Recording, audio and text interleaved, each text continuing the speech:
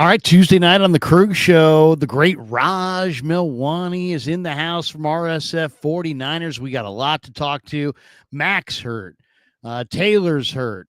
Are the Niners going to trade for Brian Robinson? What are the Niners going to do at the cut down? Who goes? Who stays? A lot to get to. Preseason game number 3, just days away. We're 1 week from the cut down. Let's go.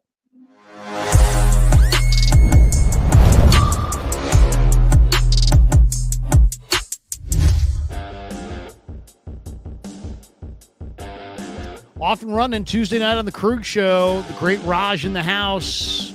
Always love Tuesday nights. We're brought to you by Pig and a Pickle, the best barbecue in all of Northern California. Check them out there in Emeryville, there in Corte Madera. They're open 7 days a week from 11 a.m. till 8 p.m. or until they run out. And they do run out, so get there early. Get some brisket chili. Tell them the Krug sent you. We're also brought to you by our good friends at Claw Daddy Arcade. You see that logo right above Raj's head there.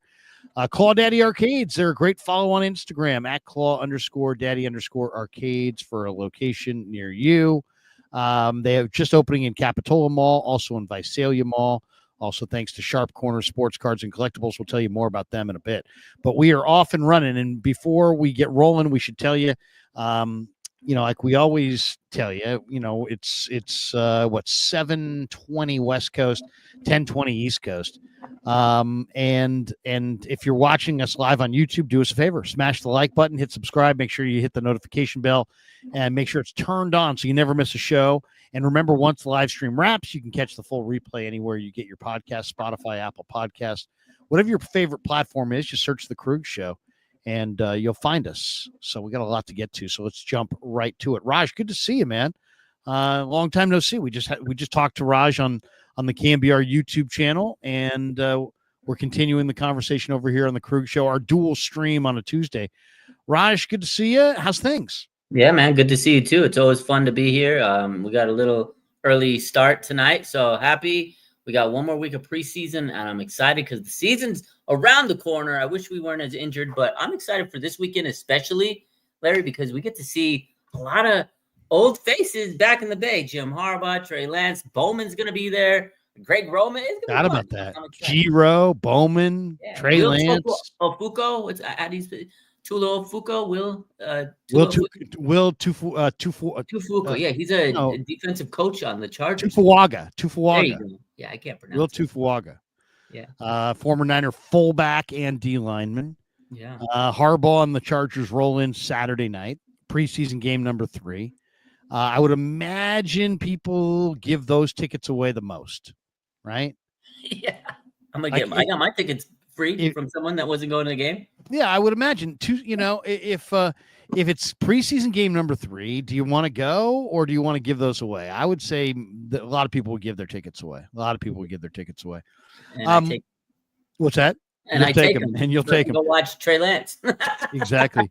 What I was hoping we would see is Mac Jones against Trey Lance on the same field. But Mac Jones has a sprained knee. Now, it doesn't sound serious. It sounds like it's not serious. And Shanahan said, hey, he'll be ready for week 1, but he's just not ready to play this week. So the Niners signed Nate Sudfeld. I would imagine Purdy doesn't play this week, and that maybe it's Bradley in the first half and Sudfeld in the second half or something kind of along those lines. But what do you think of the Mac Jones injury and the Sudfeld signing? That's probably the biggest 2 stories of the day. Yeah, Sud season's back, baby. We brought the Nate the Great. Again, with Kyle Shanahan, he's going to bring in people that are familiar with the system, with his offense. He doesn't want to retrain him again. And at first this morning, when I saw that they had signed Sudfeld, I was like, what's up? Are they going to get rid of Carter Bradley? And then it turned out Mac Jones had the injury, and I was like, that makes a lot of sense. So luckily, Kyle says it's not that major. He's going to be back for week 1, but Kyle says that a lot. So I'm going to tread lightly whenever he gives us an update status report on some of these injuries, because you never know.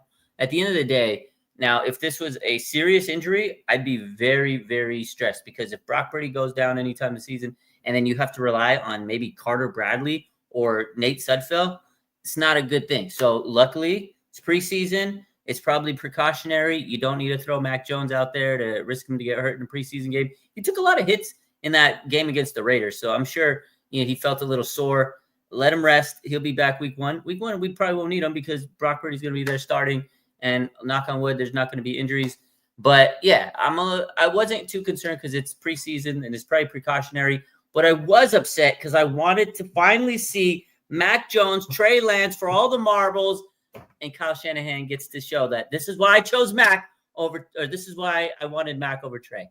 Well, and it's funny, but he took Trey, and it's funny. He talked about it today, and they were asking the media, we were asking him about it, and he's like, I love Trey. I root for Trey. And then he goes back to, we were committed to drafting a rookie quarterback. Mm-hmm. And it just, the way he says it just makes me think that they never really were committed to Trey. They were just committed to the rookie quarterback, and they just didn't know which one they wanted. And, I think they probably did want Mac Jones. That would be my guess, but maybe there was so much pushback from the fan base and guys going, "Oh my God, you can't take Mac Jones with the third pick. You gotta go for Trey. You got to go for Fields, and you got to go for an athlete." And they were dreaming the dream of Mahomes, and let's get a big, strong, athletic guy. And they went for Trey Lance over Mac Jones. What was your read on that? Why do you think ultimately they went Trey Lance over Mac Jones? Do you think it was the fans pushing so hard against Mac Jones? Was it the this also was a very trying time as far as the country? Was there pressure on them to take a more athletic quarterback than just a pocket passer who couldn't move? Seemed like you look at the league and people wanted their Mahomes, they wanted their Josh Allen. It was easy to look at Trey Lance and Justin Fields and say, yeah, they've got upside potential that Mac just doesn't have. Well, that's still to this day true. They're better athletes than Mac Jones, but I think Mac Jones is probably a better quarterback than those guys. Well, what do you think? Why do you think the Niners went with Trey Lance over Mac Jones? It's a great question. And there's a little bit of all of that. And I remember during that time, it was nuts, that whole situation, because we were like, oh my God, we're getting a quarterback. It was wild. And everybody knew, okay, we're moving away from Jimmy. And I think because Jimmy Garoppolo was also still front and center in this whole situation, it was like, okay, if you take Mac Jones, you really just get a younger, maybe less mobile Jimmy Garoppolo. That's what everybody was saying. And then when Kyle dropped the bar of, hey, the guy we're getting with the trade up is a guy that, we could have, we don't want to get him at 12. We want to get him at 3. We can't get him at 3 if we didn't trade up. And that whole situation was like, well, you get Mac Jones at 12. Why would you trade up to get Mac Jones? You didn't have to trade up to go and get, a Mac Jones. So I feel like that in itself, the fan base, there was a huge, huge, negative reaction whenever anybody brought up Mac Jones on any social media post. Like, if you went back and you go back and look at those posts, everybody was anti-Mac Jones. So I feel like, yes, there was a pushback for the fans, but you're not going to let the fans dictate it. There was also a lot of tension in those draft rooms. I remember hearing reports, and I know people close to the team, they were saying whenever they would get out on whatever day they were discussing quarterback, it was like tensions were high. I think half the team wanted certain player, the other team, Kyle Shanahan, wanted certain player, and it was just at some point they had to reach a compromise, and I think they realized they would ruffle a lot of feathers if they didn't take the guy with the high upside. And like you said, they wanted a guy that's similar or of the ilk of which they thought at the time, Josh Allen, Patrick Mahomes. The league was shifting towards that. So crazy times. I feel like Kyle definitely felt a lot of pressure. And, I remember there was a report too, somewhere around the lines of Kyle Shanahan says he called John Lynch when he was in Mexico and said, hey, I need you to pull up the film of Trey Lance. And then that kind of started coming up, and people are like, oh, does he really like Trey? And then he goes to the pro days, and then there was a lot of scuttle of, oh, he really liked Trey at the pro days. And then there was Justin Fields. And at the end of the day, people just did not want Mac Jones. And I feel like if Kyle would have picked Mac Jones, the fan base probably would have went nuclear, because it was a celebration when they didn't select Mac Jones. But honestly, looking back, he should have just picked the guy he wanted. you know? Yeah, I mean, and who, I can understand why, and people are like, Mac Jones has done a Ram faithful. Mac Jones has done absolutely nothing his whole career. That's not true. He made the Pro Bowl as a rookie. Yeah. They went to the playoffs as a rookie, didn't he? Did they not? Didn't they go to the playoffs? Didn't he make the Pro Bowl? He was a Pro Bowl. He had the gritty in the Pro Bowl. Yeah, he was first year. I mean, it's not like he's done nothing. Then he went to Jacksonville. Then he was coached by defensive coaches. Then he went to Jacksonville. Now he's with the Niners. He's completed about 80% of his passes, I would say, in practice this summer. I don't know. I personally, I didn't like the idea of Mac Jones because I thought, why would you trade up for somebody as limited as Mac Jones? But you know what? Shanahan was so probably tired of Jimmy Garoppolo that he just wanted somebody who could process and get the ball out and play with accuracy and on time. I think he was willing to take Mac Jones with the team that they had. The question is, would Mac Jones had stepped in? How would he have done with that team? I mean, it's hard to say, but he looks good now with the 49ers. He looks so good that when I heard today they were picking up Sudfeld, I actually had all kinds of thoughts. I thought maybe there's an injury. Maybe Bradley's hurt. Maybe Mac's hurt. I didn't think Brock was hurt. But then I also thought, you know what? Maybe there's some team out there that wants Mac Jones and would be willing to trade for Mac Jones. I mean, the Colts just put Daniel Jones as their starting quarterback. And there was some speculation this spring, that if Daniel Jones beat out Anthony Richardson, that they were maybe going to part ways with Richardson and they might bring in a player like a Mac Jones to back up Daniel Jones, which is interesting. I mean, it's like, if the Colts called tomorrow and said, hey, we'll give you Anthony Richardson for Mac Jones, would you do it? This is what I'm doing. I'm hanging up the phone, Larry. I'm not an Anthony Richardson. You're not doing it. It's terrible. He lost the job to Danny Dimes. No. But he is, in a lot of ways, think about it this way. No. If the Niners really wanted Trey Lance, why? Why did they want Trey Lance? Because they wanted a big, athletic guy with a strong arm. Well, what is Anthony Richardson? He's a big, athletic guy with a strong arm. Now, Trey Lance didn't work for the Niners. And, but I mean, Mac Jones wants a start probably. And he's not going to start behind Brock Purdy, where if you got a guy like Anthony Richardson, at least you could use Anthony Richardson, on the goal line. You could run him a little bit. You could use him on a special package. Brock's your starter. Brock's going to be your starter. Mac's never going to beat out Brock. So if you could get a great athlete like Anthony Richardson, you still would say no. No, he's glass. He's more injury prone than some of our running backs. This man, if he could play running back, Larry, bring him in. I want nothing to do with Anthony Richardson. I've been on record since the day he was drafted. I said he's going to be terrible. What are the Colts doing? And I've been right about him. I don't want Anthony Richardson. Please no. And as far as Trey goes, hey, looking back on it, hindsight's 2020. He definitely was very raw. He didn't have a lot of experience, and I think Mac would have been a better. Like looking back, I can admit I was wrong. I think a lot of people can admit they were wrong. Mac was pro ready. I think they should have taken him. They probably would have made the playoffs with him as quarterback, because he was, again, pro ready. He didn't have the ceiling. But Trey Lance, so green, so young. And I mean, now he's gotten a little bit more time and development, and he's got a guy that can nurture him with like Harbaugh. So I'm happy for him. Just like Kyle said, I wish nothing but the best for him. I want to see him succeed. He's a nice young man. I don't know. You've met Trey Lance, obviously. Yeah. He's a nice, I've hung out with this great guy. Family, great kid. Nice guy. I want him to succeed, but I do too. I still believe he will have some success. What do you think in this preseason? If he's not driving the ball down the field. It's not like he's not completing a high percentage of his passes. People have acted like, oh my God, Trey's been great, but Trey was 7 of 15 for 121 yards in the last game. He also ran 4 times for 25 yards, but he's not, he's not necessarily driving the ball down the field or anything.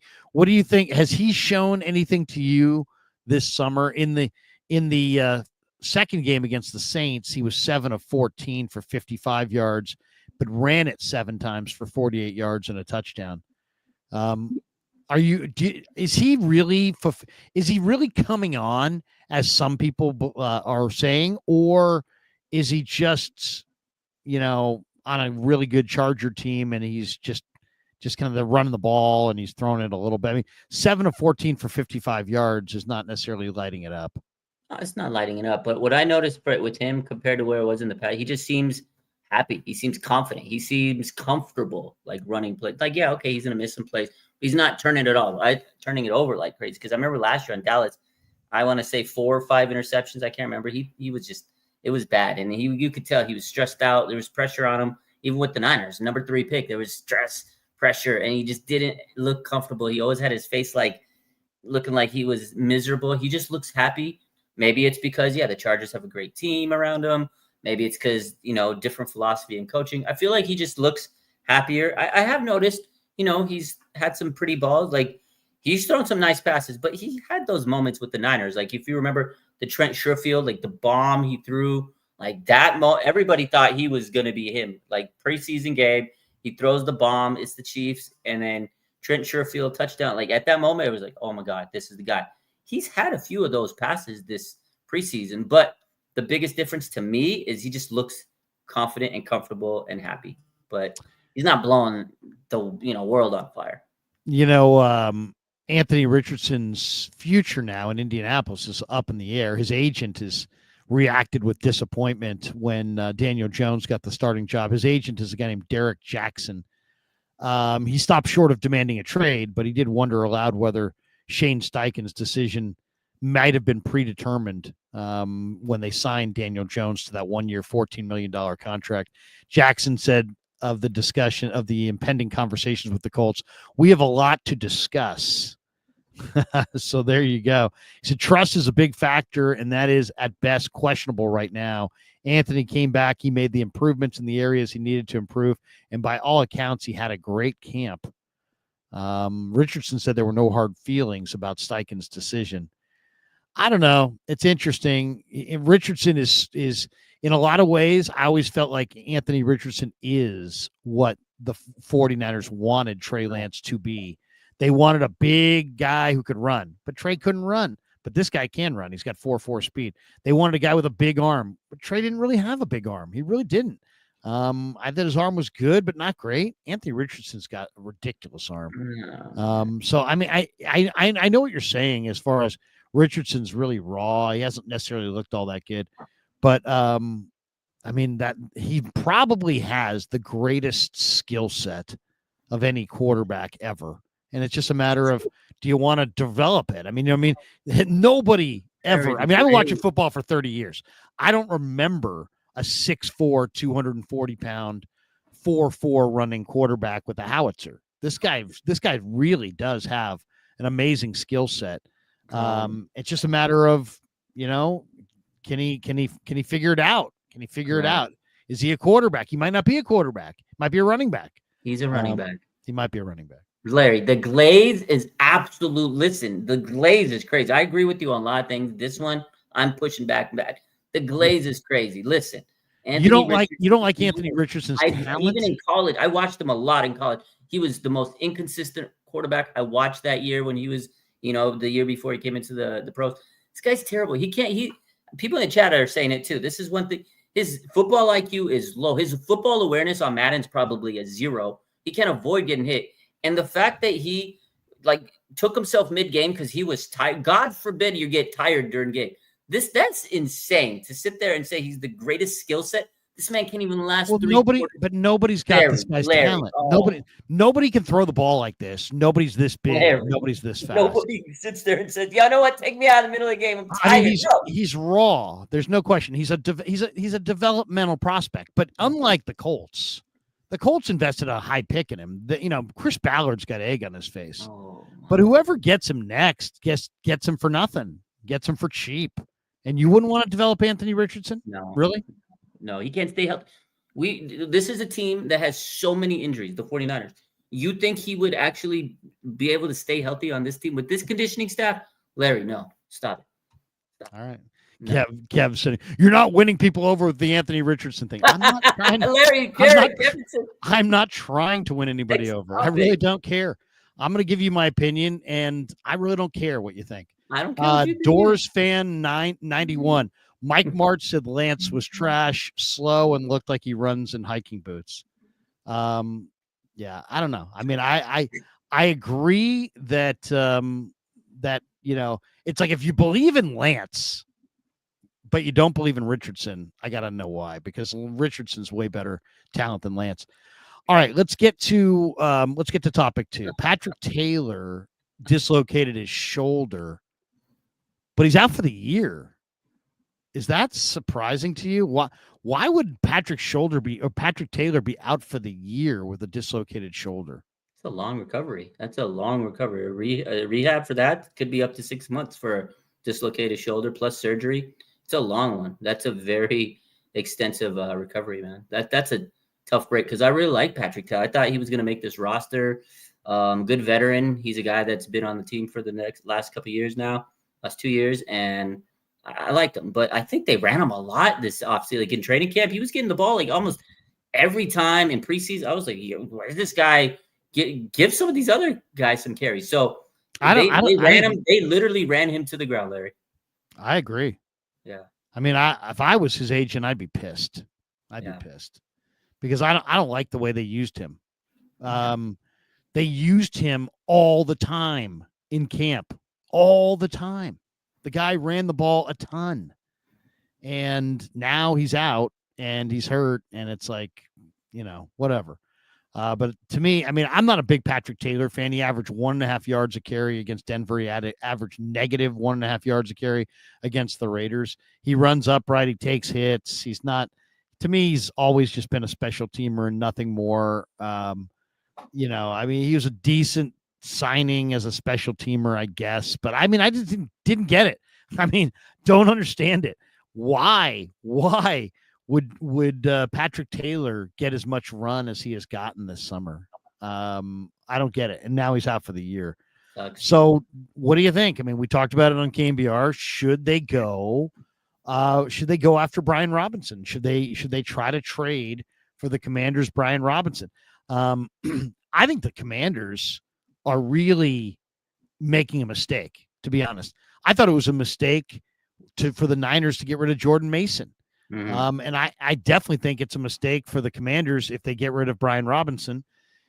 Getting rid of running backs at the start of a football season where running backs get crushed and they go down left and right just is always not smart. I think Ja'Cory Krosky-Merritt, I'm the one who was talking him up after the Shrine game. I really loved him. He was good at Arizona. He should have been drafted. I would have used that last pick that was on Junior Bergen. I would have used it on Ja'Cory Krosky-Merritt, looking back on it. And I love that back. But so what? You need all the backs you can get. I'm very surprised that they're so in love with Krosky-Merritt that they are going to cast off Brian Robinson. I mean, it's like, what's wrong with having two backs? I don't get it. Now, I know Robinson he's in a contract year, and maybe he's going to be pissed off if he doesn't get the ball a little bit.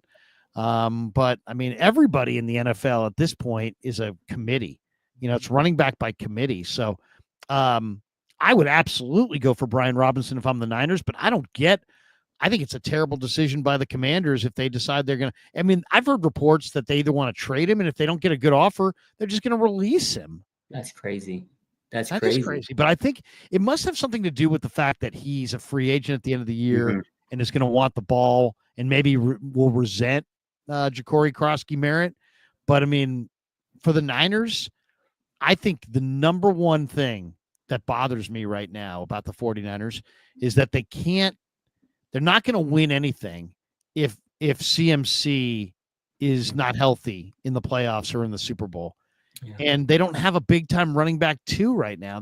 You needed to have a big time running back 2. And I wanted it to be Guerendo, but I just don't feel like Guerendo's ever going to be the true running back 2 guy. I think he's more of a gadget guy. He's going to be nice, but he's not RB2. He's not, and he definitely couldn't be the starter if if CMC went down for more than a week or two without getting hurt.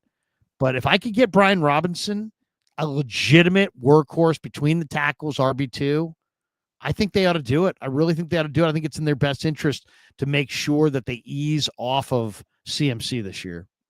Yeah, I agree, man. I would love B-Rob. Now, I get it. They'd have to trade something, and he's going to want money, so it's more of a rental. But that's a great rental because you want to make sure you protect your guy, CMC. He's a key to your offense. But if you run him to the ground and he gets hurt, kiss the season kind of goodbye because it's going to be hard to replace him. We saw last year they tried to, and they really couldn't. Isaac Rendell, good player. I just don't think he's durable enough, and he's the guy that can withstand 15 to 20 carries. I love the guy, but he's more of a gadget type player that they're going to be able to use and as like extra weapon. James Jones and Corey Kiner were two guys they drafted to replace Jordan Mason, who I loved. I get why they traded him, save some money, give him an opportunity to shine somewhere. He was going to get more money. He's restricted free agent. So I understand it. I wish they didn't trade Jordan Mason. They turned him into two good running backs, but they're both two injured running backs now. So it kind of sucks. And then you're at this position where your running backs right now are thin. Some of these guys are untested. Keyshawn Vaughn, he's not a starting running back. He's not a guy that you're going to really rely on. Jeff Wilson's good, but he's older. He's not going to give you a lot of carries. He looks good though, because he knows the offense, but he's not an RB2. He's a good rotation running back.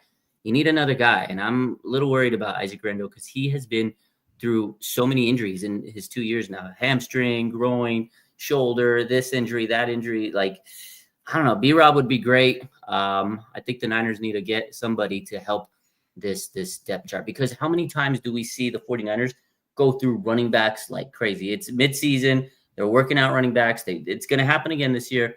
I just hope they can keep Christian McCaffrey healthy. He looks amazing this year, but they need someone to help him out, man. It's looking rough, man. All these injured running backs, it's crazy. And then Corey Kiner, he has a severe ankle sprain. He might not be back until week 6. Who knows? That's a rough injury in itself. He looks good too. How great was that 19-yard run? I mean, he was going to get up and try to run on that wrecked ankle. I mean, it was Corey Kiner is incredible. He's good. That's your guy. Yeah, that's my guy. I really think Corey Kiner is going to be a good player in the NFL. All right. So yeah, I'm with you on the Garendo thing. It's like he looks great. But I just think that if you don't bank on him and then whatever he gives you, you're surprised by, I think that's the best way to go.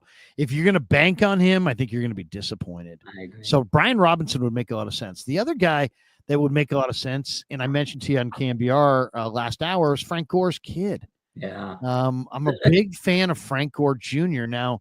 And it's not, before people start yelling about nepotism and this and that, a bunch of garbage. Let me just say this. I'm not a sentimental type guy. I am a sentimental person, but I'm not a sentimental person when it comes to, I'm not saying, oh, go get Frank Gore because it's Frank Gore's kid and a great story. I like Frank Gore Jr. as a player. I like him. I think he's good. He makes you miss. He caught 5 or 6 balls last week. He averaged over 6.5 yards a carry. He pushes the pile. He has run strength. He's not Frank, but there's no crime in that. But here's the thing. Frank Gore Sr. tore his ACL on both his right and left knees at Miami and still wound up playing forever and rushing for 16,000 yards.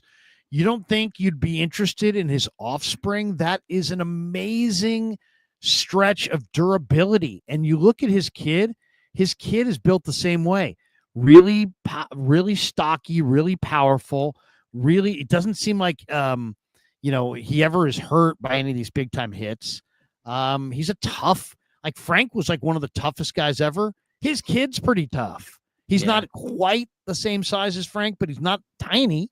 I love the idea of getting Brian Robinson and Frank Gore Jr. I've looked at all the Bills projections. He's had a nice preseason, but he's not projected. They have all day Ray Davis. They have James Cook. They're probably going to wind up putting him on the practice squad, and that means he's got to clear waivers. It would be very popular with the fans, but screw that. It's not about that. It's just about this guy can run the rock. I like Frank Gore Jr. What do you think? Oh, man. Are you kidding me? You want to say it's not about the fan, but the fans would absolutely – they might go buy a Frank Gore Jr. jersey just because of the culture. I would. Why not? Or you can pull out your old Frank jerseys, you know what I mean? But at the end of the day, man, he's actually a good running back. I saw him a lot in college. He has good blocking skills. It'd be better than getting guys like Elijah Mitchell back, getting guys like Keyshawn Vaughn, or trying to get Matt Breida out of retirement. Give this young kid a chance. At the end of the day, what can you do? He may not make the roster, go to practice squad. Hey, give him a shot. The Nepo baby deserves it. This is an actual player that can play, but there's going to be a lot of pressure on him if he was to come with the Niners, because everybody would say, oh, my God, he's got to be like his dad. But this kid can handle it. It would be pretty fun to have him. And at the end of the day, just get as much depth you can, because right now running back depth is very scarce. Just bring them in, and if they don't work, they don't work. But it's better to get those guys than trying to get guys that you're like, I don't know if he's going to be able to be like you mentioned earlier, Elijah Mitchell. If the 49ers were to bring back Elijah Mitchell, I'd be so mad, because this man. You're talking about get ready, because he's not going to make Kansas City's team. I know, and Shanahan likes him. Work him out. They're probably going to work him out. But here's the thing: the Niners have a running back room full of guys that are hurt. Why are you bringing in a guy that's potentially has a chance of getting hurt, or he's perennially hurt? So bring in guys that are, a very what's the word I'm looking for durable, because. I don't know if he's like his dad, but Frank Gore, like you said, ACLs, he even fractured his hip one year. Like, come on, man. And he came back, and he still was one of the greatest running backs of all time. So if he has a little bit of his dad in him in terms of durability, I'm all for it. He looks just like the dad. Leon Sandcastle says of Gore Jr., he ran for 329 yards in the 22 Lending Tree Bowl, 2 rushing touchdowns and an 18-yard passing touchdown. I saw him in the East-West Shrine game. He was the MVP. He was the MVP of the East-West Shrine game in St. Petersburg in January or February. He full speed cuts. He can make you miss. I really like Frank. I like Frank, but I also like his kid, and I think it would be smart. Yes, I know there'll be people that would be like, oh, it's a story and this and that, and I'd get tired of all the stupid questions of Shanahan. Isn't it so cute? What a great story. Some of those questions, man, I don't know. I know some of them are soft. Your cohorts, man. Some of these questions they ask, I don't know. They get paid to ask those questions. They asked them about smelling salts. Come on, man. Oh, I know. I mean, that's like, it's like I'm working on a story, and here I need a quote, and it's like I'm just so glad I'm not ever working on a story. Don't ask about smelling salt. I don't want to. Yeah, I don't want to. I did ask a question today. I'll replay, because I liked the question I asked Shanahan today, and I thought he gave a good answer. So we'll play that in a second. Nate Sudfeld signed today. He's probably going to play this weekend. Mm-hmm. What did you think of Carter Bradley's second game? I know a lot of people hated the Denver game, but dude, how about the Carter Bradley frozen rope to Chosen that he dropped at the 5-yard line? If Chosen catches that, Chosen winds up with like 7 catches for 135 yards and a touchdown.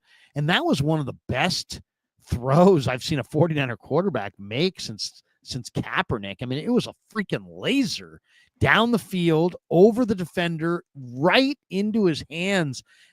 Chosen only had a quarter step of separation on the defender, and he still stuck it in there, and he dropped it, unfortunately. But what did you think of Carter Bradley against the Raiders? Yeah, he played a lot better in that first game. That first game I was at, oh, man, I had a headache watching Carter Bradley. He was missing, making bad plays, turnovers.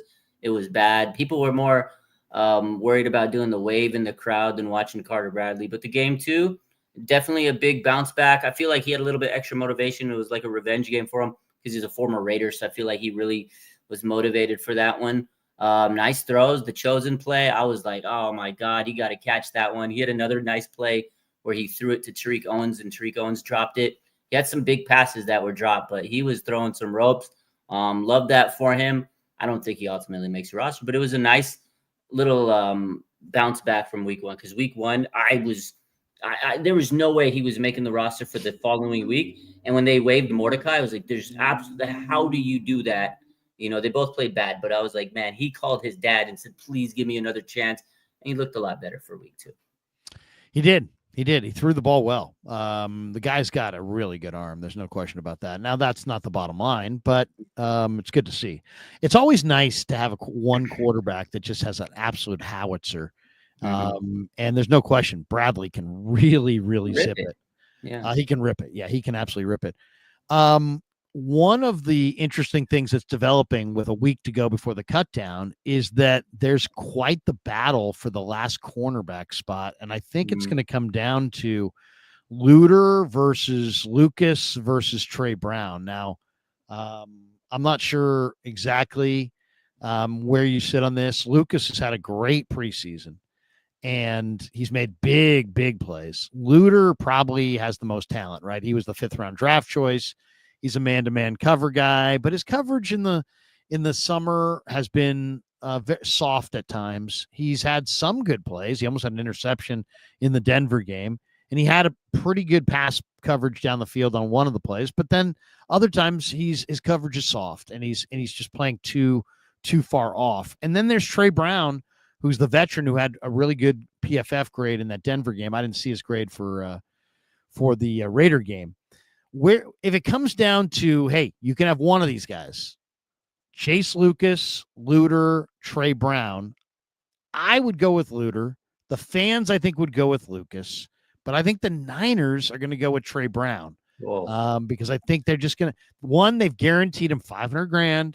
He's got a $500,000 guarantee. Not that $500,000 is that much for a football team. It's really not, but they did guarantee him $500,000, and he has played well, and he probably is the most versatile of these three guys. And as far as like, he could play the slot, he can play outside, he can play safety. I mean, Trey Brown's a veteran, right? So he's the veteran who's probably a little bit more versatile. Luter's the high upside, long armed, big bodied corner, but needs probably tutelage and coaching. And Lucas is that special teamer, nickel blitzer, who Saleh looks like he can utilize, and he's had a big preseason, but he's also probably the one guy out of those three that would probably have the best chance of clearing waivers. So what do you think, Raj? How do you see? And then Saron Neal's got a spot here because he's guaranteed $2.25 million. So I have him as the fourth safety, and I'm going 4 safeties, 6 corners. And to me, I'm just debating between these 3 guys for that 6th corner. Break the tie. How do you see that Brown against Lucas against Luter? All right. So I know he's guaranteed $500K. I hope he enjoys it and spends it wisely because he is not making this team. Are you kidding me? I get it. He's versatile. And I know the 49ers like those versatile guys, Jimmy Ward type guys that can play everywhere. But listen, Chase Lucas, man, this guy has worked his tail off. A story of all stories. He was preseason. He was a practice squad guy last year. He's the preseason king for the 49ers. And he's good friends with De'Amon Lenore. Lenore is going to be a captain this season. You best believe he wants Chase Lucas on his roster, man. This guy has earned it. Nickel cornerback galore. This guy has been playing his ass off. He can play the blitzes. Salah's going to use him a lot. I'm telling you, man, you don't put Chase Lucas on this roster, it's going to be a bad mistake. Let me tell you, man, this guy has earned it with how he's played. This man, reward this man with the roster spot. Darrell Luter, he's done nothing for me in the 3 years he's been. I get it. He has talent. You got to see the field, Larry. I know you love Darrell Luter. This man's been injured 2 years. He's finally healthy this year, and he really hasn't done much to, excite me this year. He's got talent. Take your talents elsewhere. Or, you know what?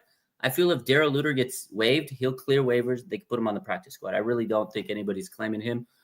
Trey Brown, enjoy your $500K.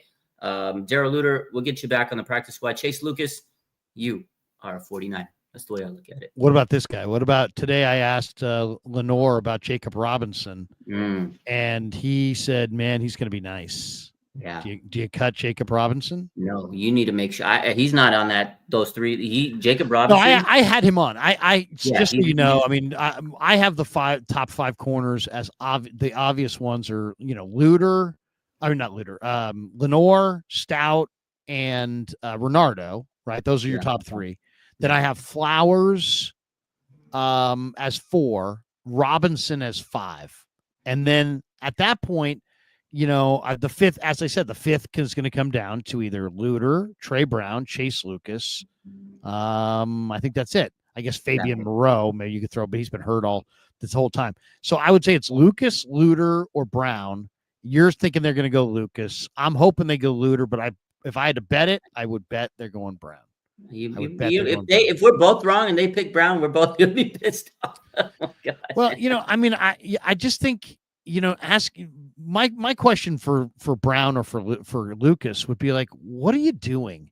Are you building a football team, or is it all about the finishing touches? Because if you're building a football team, build a football team. Coach them up. Some of these young guys go with the best young players and coach them up and get them to improve. That's what I would go. I'd go with the best athletes, the best talent, because you know what? I mean, everything else. I mean, if this was a Super Bowl year, they were absolutely a Super Bowl team, then maybe and they just needed one more piece. Maybe I'd go Chase Lucas. But this team, if Renardo Green or Lenore, or God forbid both go down, no, who do you think is going to start on the corner? Chase Lucas isn't going to start on the corner. You're going to need to have Dallas Flowers. He can do it. Robinson, I think, could do it. Luter, I think, could do it. I don't believe Lucas could do it. I think Brown could do it. I think Luter could do it. We'll see. The Niner fans badly want Chase Lucas. So we'll see how it goes. He's been balling, man. He deserves it. There's no question. He's had a great. I know what you're saying with Jared Luter, because he had the size and he's probably more fit to play outside corners. Right? I understand it. 35-inch arms. He's got tons of press man experience, but the coverage at times has been too soft. I agree. I mean, that's just. So I feel like I really think that, and I know some people would disagree, that you could clear him on waivers and get him on the practice squad. So then, if there is an injury, you just pull him off the practice. I think that you could do it. I think Lucas will clear waivers. I don't think Luter's going to clear waivers. I'm on the opposite of you, but Lucas has already been exposed to waivers 4 times in his career. But he's gotten better now. He looks a lot better. He has gotten better, and he's had a good camp, and it's been kind of high profile. So there's a chance somebody would claim him. Yeah.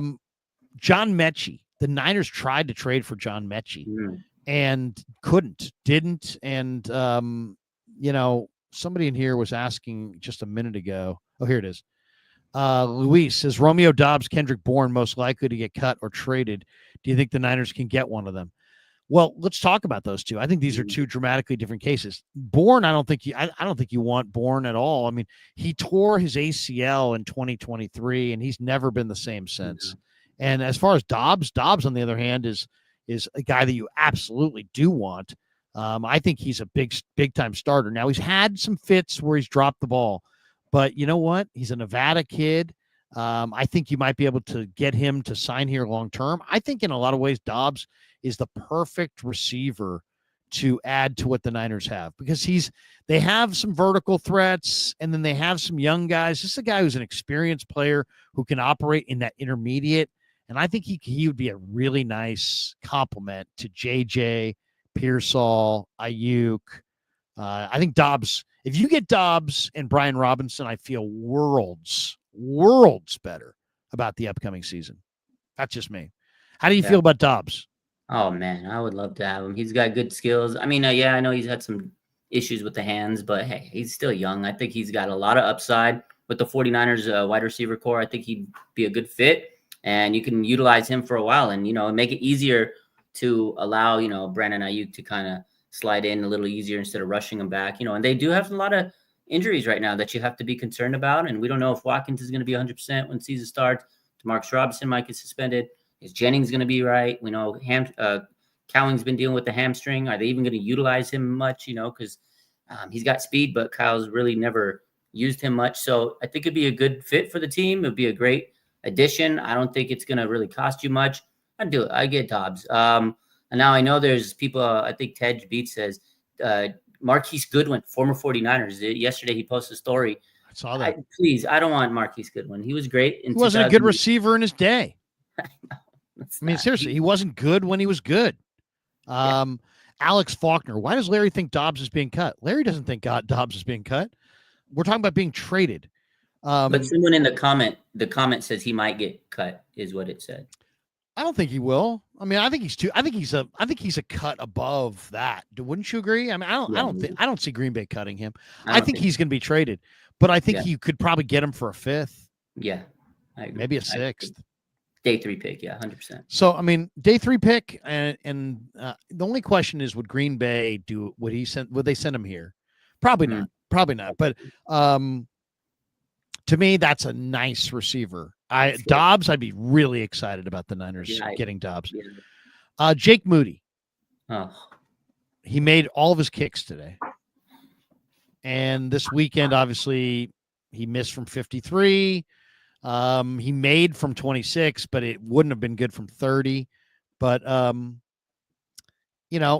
he's working with a sports person, but it's not a sports psychologist. And I think it was reported earlier that he is working with a sports psychologist. Yeah. He's not working with a sports psychologist. He's not a psychologist. It's just somebody that works with him on his routine and his preparation. I'll say this about the guy. I've said this to you a few times, so sorry if I'm repeating myself. But I've interviewed the guy, and you've seen my interviews of him. He's not a squirrely, nervous guy. He's not. He's quiet. He doesn't talk tons, but he's not squirrely and nervous. And he gives you confidence when you talk to him that he's solid and unbothered by all this. But the fact that he's got kind of like a coach to coach him through some of the criticism, I think, does that make you feel better? Does it make you feel worse? I don't know. How do you feel about Moody coming out of the Raider game? Do you feel great? Because it's like, hey, man, he had, baptism by fire. He missed something. He recovered. He pulled himself back up. He made 3 field goals, including a 59-yarder game winner, walk-off.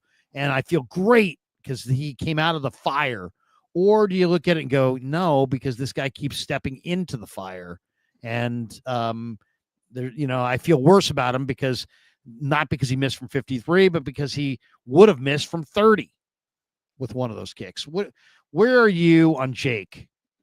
Kind of in the middle. I mean, yeah, I get it. He stepped into the fire, but at the same time, he had to go through that adversity. And I think it was a good confidence builder. It's kind of what Kyle said. He says those kicks really strengthen him. I think mentality-wise, it will help him confidence-wise, because you go through there, you miss the kick, people, crapping on you, and you miss a 53-yarder. But after that, he nailed them all, which is good. And I'm glad he's making his kicks in practice, because ever since they cut Joseph, he's never missed a kick in practice. That's actually good. That's a stat for you guys to know. So good to know that. Since Joseph has been banished from the kingdom, Moody has never missed in practice. Yeah, it's pretty good. He's missed one kick. Once again, why do we care about practice again?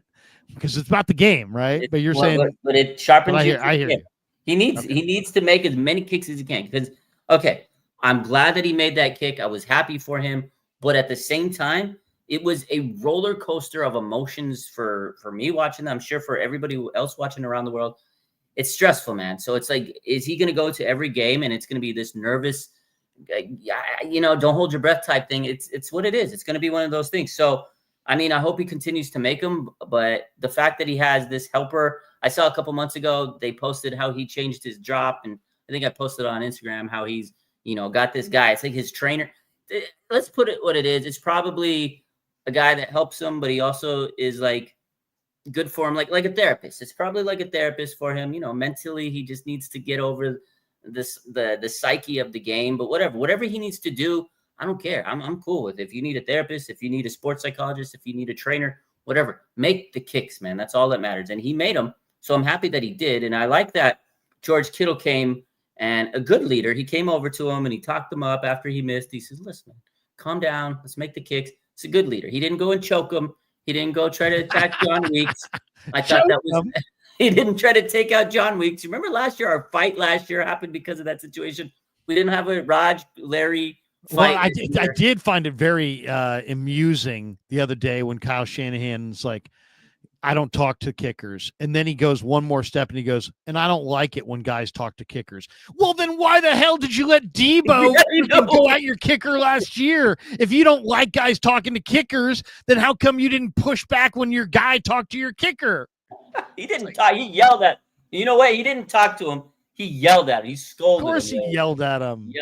Holy crap. I mean, come on. I mean, I don't like talking to kickers. I just want to see him make the kicks. Okay, that's cool. But then he's like, and I don't like other guys talking to him. I'm like, you got to be kidding me. Last year, Debo got in the guy's face and you backed Debo.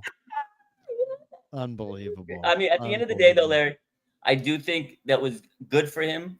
I think that was great for him to make that kick. Like, the team rallied around him. They like hugged him. It was like chariots of fire. It was like, oh my God, this great moment. So I love that for him. But it was a preseason. The amount of drama for a preseason game was too much for me. I hope that it's not a roller coaster every game out, and I think it is. I'm gonna have a lot of Rolaids this season with Jake Moody. That's awesome. Well, that's what it's going to take. Lots of Rolaids. Yeah, 100%. Okay. I asked Shanahan a question I mentioned before. I thought he gave me a really good answer today. He always gives me good answers for the most part, but today I was kind of asking him, hey, are you involved at all in this? Like, because Shanahan's the central figure, right? He's the guy. I mean, Lynch was appointed by Shanahan, but I mean, they work together. But I mean, Shanahan, I think, makes the most money. So you kind of think of him as the central figure in the Niners. And so I asked him, are you involved in the canvassing of the league so that, maybe there might be somebody that's cut in Washington that's better than your linebacker, or somebody who's cut, in Tampa that's better than your corner or whatever. So I asked him about it. He gave me a pretty good answer here. Listen to this. This is Kyle talking about the Niners process here in the next week when it comes to pairing the roster and how it all comes together. And here's what Kyle had to say about it. Oh, hold on a second. It would really help if I turn the volume up. There we go. Here we go. With the cut down looming on Tuesday, do you yourself and your staff get involved with canvassing the league? And how much do you have meetings to compare guys that you project getting cut in other camps that you think might be better than your own guys? No, as coaches, you don't really have time to scan the league. You have ideas of people you've coached in the past, people you see on tape that you're going against, or people you scrimmage against where you notice and you can ask questions. But that's what all the personnel guys are working on nonstop. We have a lot of meetings with the personnel guys to talk about where we see our final 53, where they see it, where we see our practice squad, where we believe, hey, this is our final 53 by default. Can we upgrade at any other spot? And those are the things that they bring to us, and they're way ahead on that stuff than us. And as you get closer, you see if there's any people you can upgrade with. Yeah. So it's a labor-intensive deal, but in the past, Raj, I think the Niners have kind of been on the mindset, hey, look, if he's not good, if they're not good enough to make our camp, I mean, our guys are better than what's out there because we're deeper than these other teams. But I don't know if they can say that anymore. And I don't know if they can say that just across the board. They might be deeper, let's say, at linebacker or some other position. Yeah. But there might be another team out there that's deeper at another position. So I thought that was kind of interesting, that, hey, look, it's like, yeah, the coaches don't have time, but the personnel staff is grinding. And there's probably some guy in his office with a board that says, okay, we think this guy and that guy's going to get cut. We think that guy is better than our guy. Mm-hmm. And let's make sure that the medicals all check out. Let's look at his film again in the preseason. Let's make a couple calls. Let's do our due diligence. Let's find out if this, because we like our guy, but their guy we like a little bit more, and the coaches like him. You know what I mean?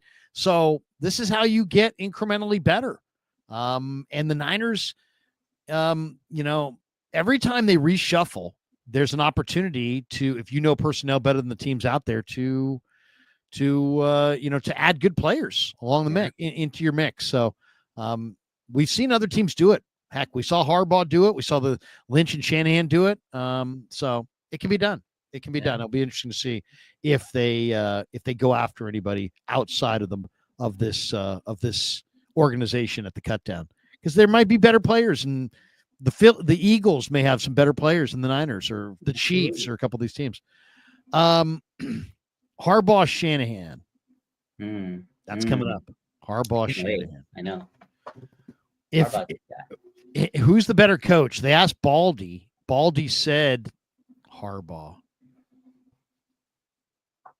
I'd agree. I think overall, it's close, but the thing is, look at Harbaugh. Okay, I don't know if Kyle, you could say this for Kyle. Maybe if he did, you could. But Jim Harbaugh has went to the pros, and he's coached at a very high level. He's taken teams to the Super Bowl. Did he win? No.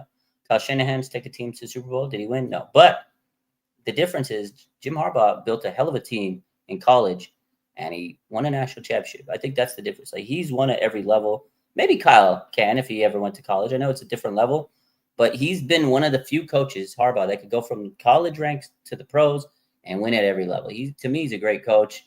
We all know him and York had the fallout because Jim Balky or Mr. Trent Baalke. Trent Baalke. And I don't know, it kind of stymied him. I feel like that whole situation spiraled out of control. I think they could have won a Super Bowl if he stayed around. He really fixed this team because they were in the depths of the abyss for years. He came around. Hell, he fixed Alex Smith. He made him look like a good quarterback, and he's a good quarterback. He's a really good coach, man. I've loved Harbaugh. I don't think that it's something that I hate Kyle Shanahan. I think Kyle's a good coach. I think he's a good offensive strategizer. He's a great offensive playmaker, play caller. But I don't know. Coaching wise, I'd give the edge to Harbaugh. If I had to go, and choose one of those guys to lead me in one game, I'd go with Harbaugh. Is there anybody in this preseason that's opened your eyes around the league? In preseason around the NFL? Just give you an example.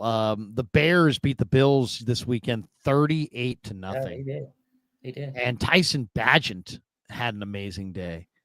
The Broncos, we talked about, the Broncos, how the Niners looked against the Broncos. Did you see what the Broncos did to the Cardinals? It was 27-7. They smoked them, bro. They smoked them. They're going to be good. The Broncos are going to be good, man. Yeah. How about Jackson Dart? Jackson Dart for the New York Giants against the Jets, 14 of 16 for 137 yards and a touchdown. Jackson Dart looks really good. He does. He almost was a Ram. He'll be a starter in no time. The guy that – okay, we'll talk about Rams. Stetson Bennett. Yeah, what about him? He threw for 324 yards and 3 touchdowns, 28 of 40 the other day. It's looking good. If Stafford has a back injury and he's not able to play, I think they're going to be okay with Stetson Bennett in that offense. I really do. I think that McVay is going to be able to utilize him well, and they can win games with him. I mean, I know he's not Stafford, but I think they'll be confident with him playing quarterback. He was impressive to me. Have you seen any of the Seahawks this summer? I did. I saw them play the Chiefs the other day. I mean, I know it's preseason, but they looked pretty good, man. Their defense looks good. Yeah, they look good. Their defense has gotten a little bit better. Nick Emanwari, Julian Love. I mean, they got a big time secondary and a decent defensive line. They got a good coach. He was with the Ravens when they dismantled us on Christmas. I was there. Yatir Gross-Matos. What do you do with him? Cut him. You put him on the team or you cut him? You cut him. IR. Put him on the injured reserve. Cut ties with this man. He has not been able to be healthy since the day they brought him in. It's unfortunate. He's like a guy, kind of reminds me of, I mentioned this to you earlier on KMBR. He reminds me of like D Ford. Like, he has potential. He could be good, but he's never healthy. This guy has been an absolute waste for the Niners. Just get him out of here. This man has never been able to stay healthy. There's always hype. I don't know why they're keeping him around, Larry. Get him out of there. I was cracking up listening to Middlecoff do a breakdown on the Niners. And he's like, Dom Pooney got hurt on a fucking field goal. I know. That was awesome. I can't believe it. Dom Pooney suffered a knee sprain. Shanahan told us today his return timeline remains a few weeks away. Is Dom Pooney there at Lumen Field week 1 against the Seahawks? I think so. Because he avoided a lot of I'm glad it wasn't a PCL because that was what they thought. So knee sprain. I think he'll be back for week 1. I think they're really being cautious. It could have been a lot worse, Larry, but I think he'll be ready for week 1. It's a tough one. And you feel good about Jake or not good about Jake? Moody? Yeah. I don't feel good about him, but I feel better after watching him make that game winner. 59-yarder is pretty nice, but it's preseason. So let's see him continue to build off of that. I feel better, but I don't ultimately I feel like it's going to be a roller coaster every week. Last one before we get out of here. Caught up with Curtis Robinson today. Really love C-Rob. And I asked him about Nick Martin. And, man, this guy, they have the same agent. So listen to this. This is pretty good stuff. This is me asking about Nick Martin, who I mean, Nick Martin. I mean, I definitely we'll get your thoughts on Nick Martin in just a second. But here's Curtis Robinson earlier today asked about Nick Martin. It was pretty fun for us to watch Martin fly around in that second game. You play his position. What's it like for you to watch him do his thing? It's awesome. We're actually signed to the same agency, so I got to watch his tape. My agent sent some stuff over before, and his college stuff was crazy. But it's cool to see him kind of start to play faster as he picks up stuff mentally. But as you guys can see, he's a physical freak. It's pretty cool to see when he puts body on body out there, and I think he's only going to keep getting better as he has more time in the system. But not just myself, I think everyone on this team is really excited to see him continue to grow. Game recognizes game. I love it. Yeah, Nick Martin. What would you say about Nick Martin? Like if you ran into a Niner fan who was like, "Hey man, I know you're Mr. Niner on RSF 49ers. Tell me about Nick Martin. I haven't seen him. I've been traveling all summer.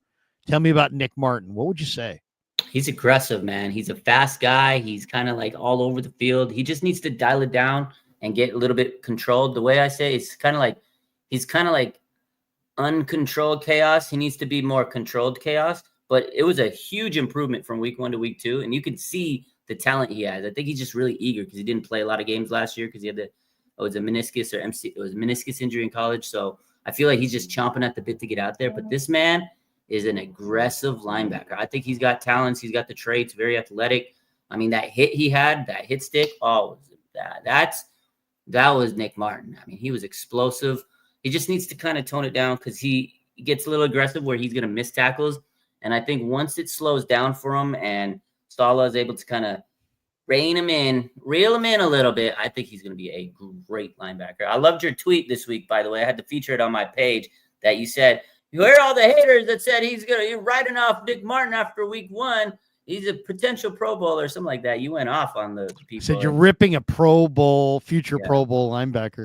I loved it, Larry. I had to post it on my page. I was like, Larry. You're saying I had a good take. Well, you know what? Somebody over here, Patrick Martinez, is Larry hitting the bottle too hard lately? Wow. That would be, maybe you dropped an O there. That'd be TOO. No. Because his takes have been horrible lately. Go ahead. Name one. Name one take you don't like. I know you don't like the Anthony Richardson. I think it's the Anthony Richardson. I'm gonna agree with them. That was a bad take. I'm just not an AR5. You're not a Richardson guy, but when Richardson's good, you're gonna love him. Okay. All right, here we go. Let's hit some supers. MSQ, LOL. I thought because you guys you were on the KMBR YouTube channel that you guys weren't going to be live tonight. Favorite live of the week. I just figured, I was doing the Niners Nightly on the KMBR YouTube, and I just said, well, you know what? Let's get a little extra time with Raj and give him an exposure to the KMBR audience as well. But yeah, of course, we're here as well. Jake Moody in the house. He says, I think I got my swagger back. There you go, Jake. Yeah, we'll see about that. There you go. Jennifer Lester, are there any good bets around the Niners? Good bets. What is she talking about there? I bet I know. Do you like the over-under? For this week? I don't know if she's talking about this week. Do you like the season total over-under? I think the over-under is like 10.5. Yeah, I like the under on that because I got the under. 10. I got him at 10 wins, Larry. I got him at 10 wins exact. Oh yeah. I was telling Grant yesterday, maybe 9-8, maybe 9-8. Yeah, I think 10 wins. And then there's another one. There's like the playoff futures. There's a couple of them that I've posted up through my sponsor sites, but there's the playoff futures. There's CMC comeback player of the year. There's the over under. Those are, I think, are the best bets of the year. I would probably go with some kind of whatever the prop is on Ricky Pearsall total catches. Yeah. I would go Ricky Pearsall total catches up, over more. He's going to be, 3 catches out of 4 targets and then 1 drive alone on preseason. That tells you a lot. He's going to catch the ball. I've seen him catch a lot of passes, a lot of different kinds of passes. Yeah. This summer. Jake Moody back. He says, they wrote me off. I ain't right. They wrote me off. I ain't writing back though. Who said that? Geno Smith. Geno Smith made that line popular. Yeah, Geno Smith. Jake Moody's back. Oh my God. Because when Kittle was talking to me on the sidelines, he gave me the have to pep talk from Rookie of the Year. Are you guys familiar with the have to? I don't know that. I'll have to look that up. I did like Rookie of the Year, but I thought it was distasteful that Rookie he of the didn't just Year. want to help the kid. He also wanted to date his mom. Oh yeah, Rookie did the baseball with the Chicago. Oh, I loved that movie when I was a kid. The ligaments, you Yeah. know, they were a And little then they tight. tightened All of a up sudden, and the guy just had an And then unbelievable. he's like, and then he's like, he had a very good fastball after that point. and then the Cubs knock on his door and they're like, we want you to play for the. Who was the Good actor that plays the pitcher in that movie? Oh, I can't remember. He's just a mess. He's just a mess of an actor. He was, yeah, he had the long, scraggly goes hair. In the movie, he goes by Chet Steadman. Chet. Oh, Chet Steadman. Who played Chet Steadman in Rookie of the Year? Oh my God! Whoever it is. Someone said that he slid in Henry Rowengartner's mom's cheeks. Oh my God! That's not right.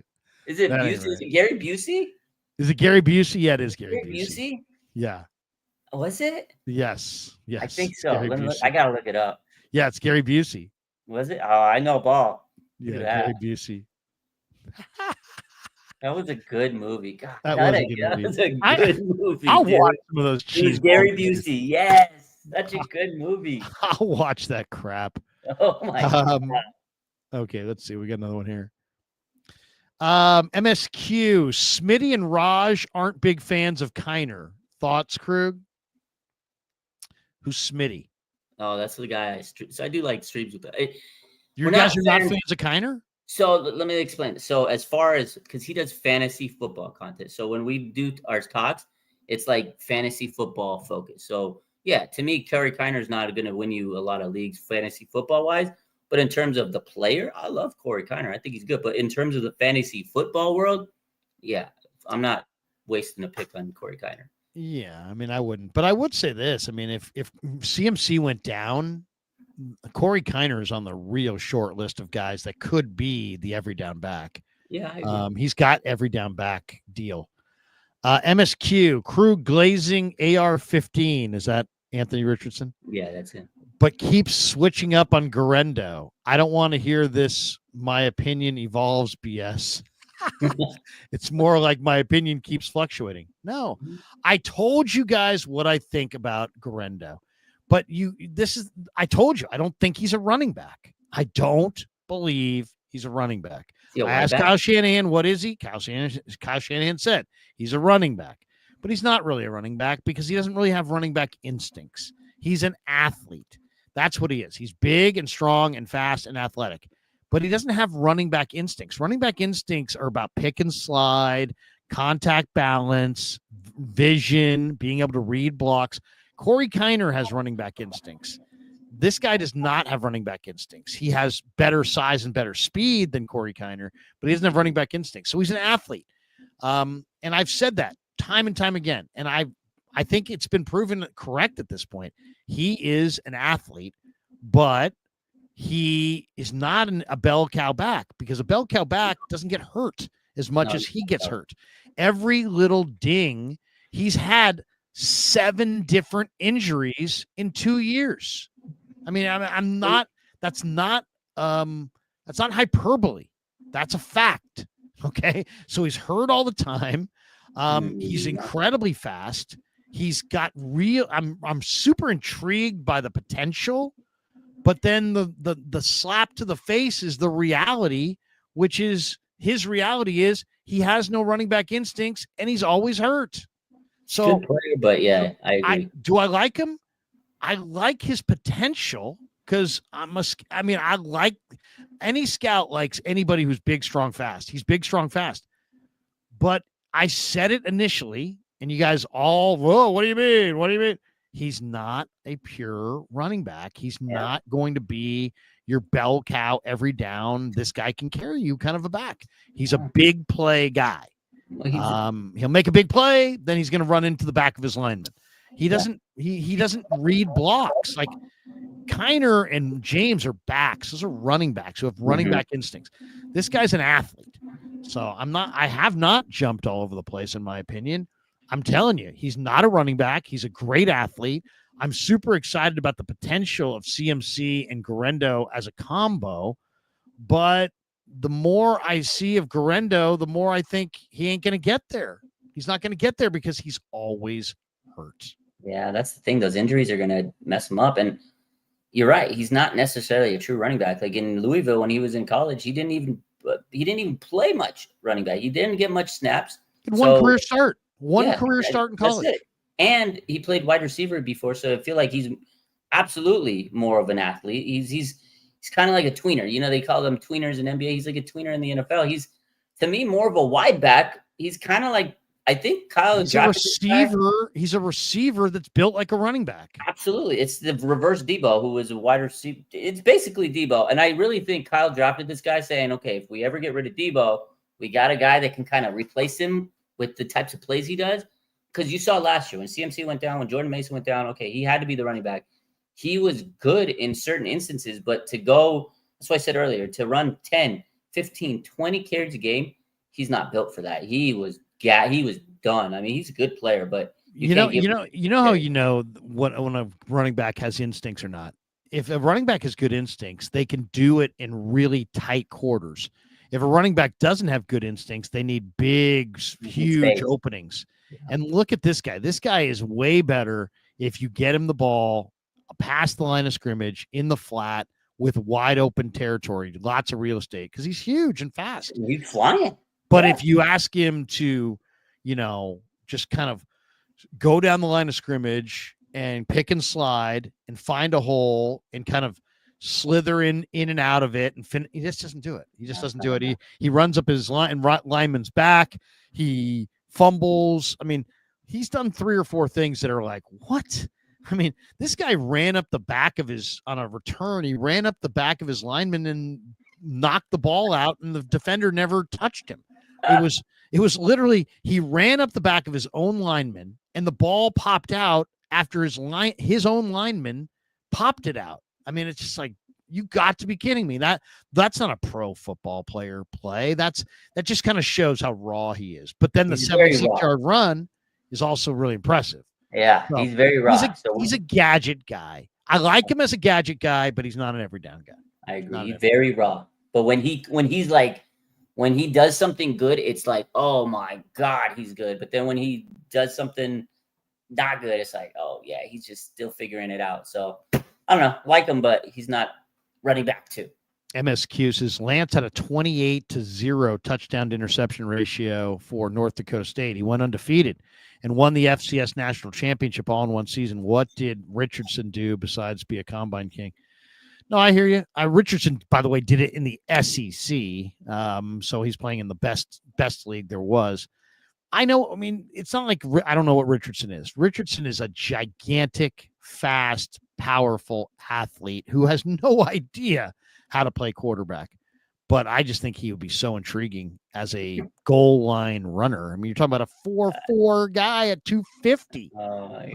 There ain't nobody like him. I mean, there's nobody like him. I mean, Michael Vick was super fast, but he wasn't 250. I mean, this guy's like 245 and like really fast. I'll be interested to see what happens to him because it doesn't look like it's going to happen in Indy. That's for sure. There you go on the MSQ. MSQ, another one here. Mr. Kreuger glazing AR-15 versus Nick Wright glazing Patrick Mahomes might actually be a legit debate. LOL. Who's the bigger glazer? Thoughts? LOL. All jokes, of course. MSQ, you wouldn't say that to my face. I think Nick Wright's the biggest. He's a bigger Patrick Mahomes glazer than your glazer of AR. Everybody's a tough guy in the chat. Yeah. Chris, Mr. 49er, did you hear Taylor Swift may do Super Bowl halftime show? Pencil the Chiefs in. Oh, my God. Yeah. Oh, my God. I can't handle any more of the Chiefs. I seriously, it was good watching them get drilled in the Super Bowl, even though I hate the Eagles. But did you ever see that Christmas movie about the Chiefs? There was like a Hallmark. There was like a movie where Travis Kelce's mom was in the movie, and it was all about the Chiefs. No, oh, God, it was awful. No, I can't believe I watched like half of that, and I'm like sitting there going, "What am I doing?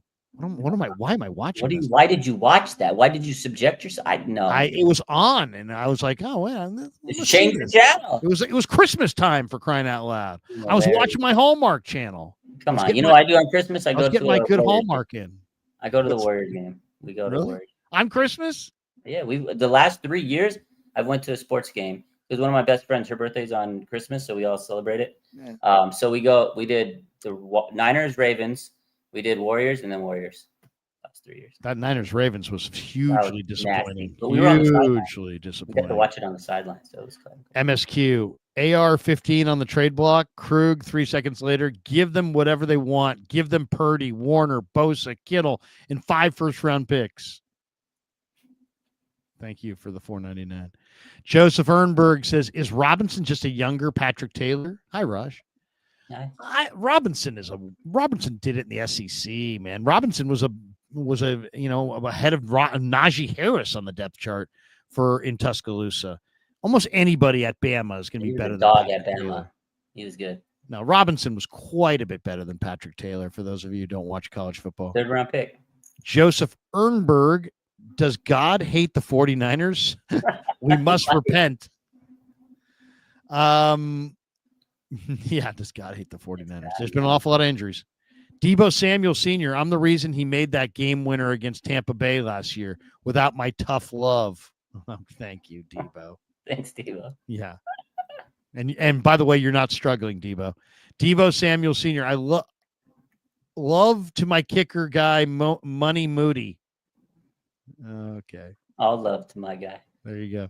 Deebo in here again. All love to my kicker guy, Money Moody. He sent it again because he made a mistake typo. Look at that. You got 2 supers because he made a typo. Look at that. That's good. Deebo came through. Even replicated the emojis. Anthony Catania's in the house. He says, love the show. I'll be at the game this Saturday. Raj, you need a Sharp Corners hat? Let's do it. I need a Sharp Corners. Let's talk. Yeah. Yeah. And of course, Sharp Corners, sports cards and collectibles. One of the sponsors of the Krug Show. They're a great follow on IG. Sharp Corners 831 on the gram. 205 Cypress Avenue down in Pacific Grove, California, along the Monterey Peninsula. Anthony's at 831-521-5264. He's not just in the chat. He is the owner of Sharp Corners, sports cards and collectibles.